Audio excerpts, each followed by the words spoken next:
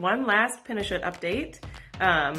So I just took the meat out of the curing chamber, if you want to call it that, and I gave it away, and we have lost 32% of its original weight, which means that we are cured. So here is what it looks like. You can see that the color has really changed. On the ribs, it's gone this like nice milk chocolate brown, and then down, I don't know, my meat cuts well enough, but that part that's more muscle, more meat is definitely a lot darker. It smells very good, very just like rich and complex, very earthy. So I am going to pass it off to Rachel, and then Rachel will cook it. She'll be in charge of getting birch twigs for us to steam it, and then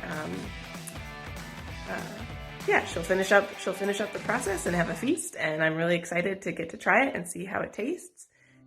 I wanted to talk a little bit about the equipment. So again, we used the Inkbird temperature controller and monitor, and the humidity monitor, which also had the capacity to run a little humidifier.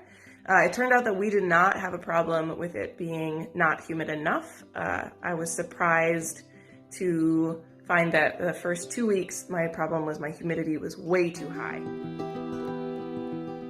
So I was having to manage that by opening the door and letting dry winter air in, and then closing it and then coming back 15 minutes, and oh no, it was too high again.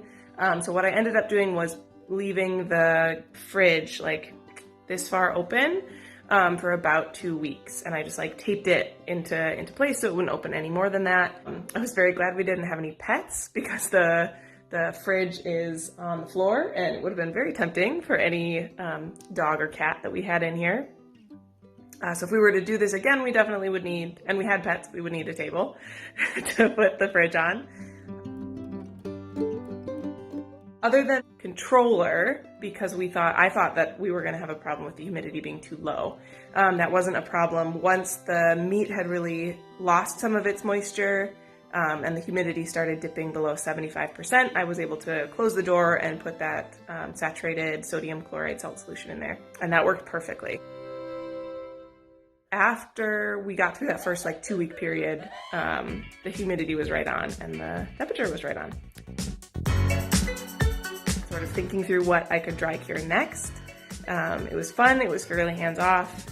Now that I know what to expect, I think the first 2 weeks would be a lot less stressful. There definitely was some stress there of like, you know, I'd go to sleep and it would be good, and then I would like have to get up in the middle of the night to go to the bathroom, so I'd go check it and it would be too high. And so I'd adjust it a little bit, open the door a little bit more, and then just go back to bed and hope that the humidity didn't drop too much over the night.